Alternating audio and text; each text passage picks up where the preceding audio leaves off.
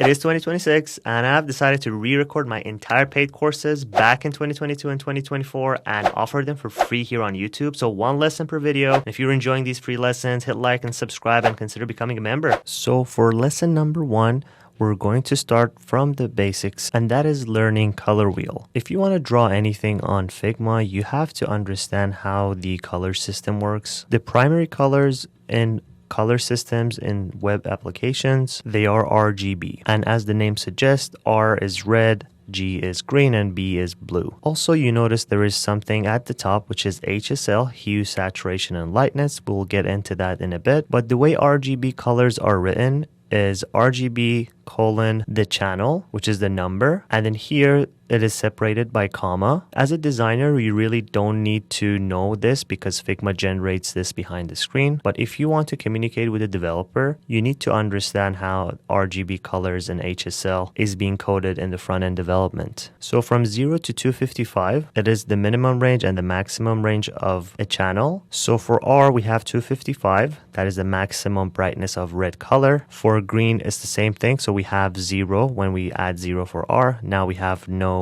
red and no blue. This will get us green.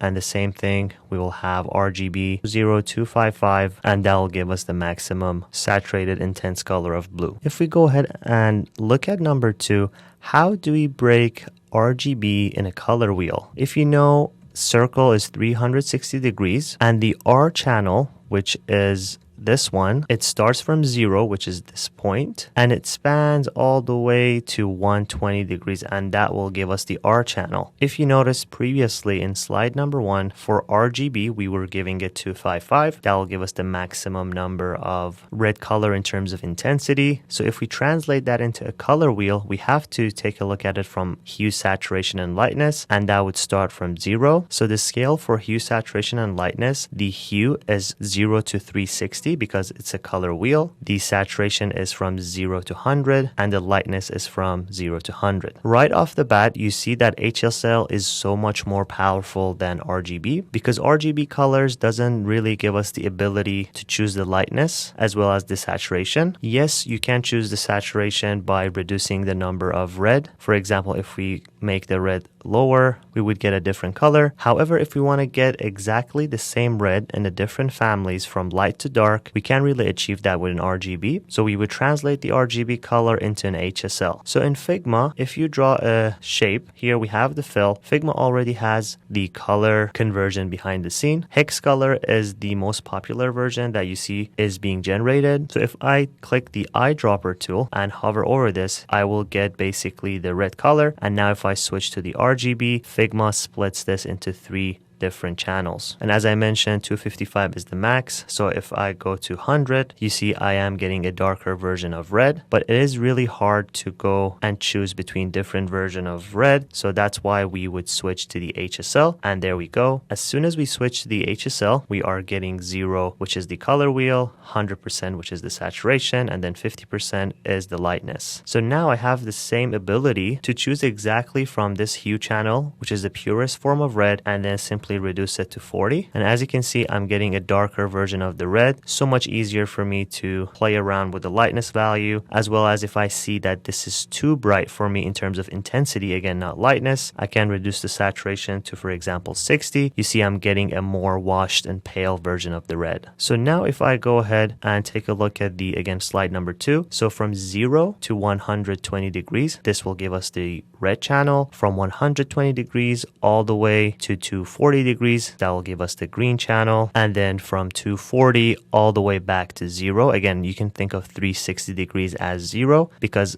you start from one point of the circle, you go all the way around and you get back to the exact same position. So 360 degrees and 0 degrees are the same, and that would be the blue channel.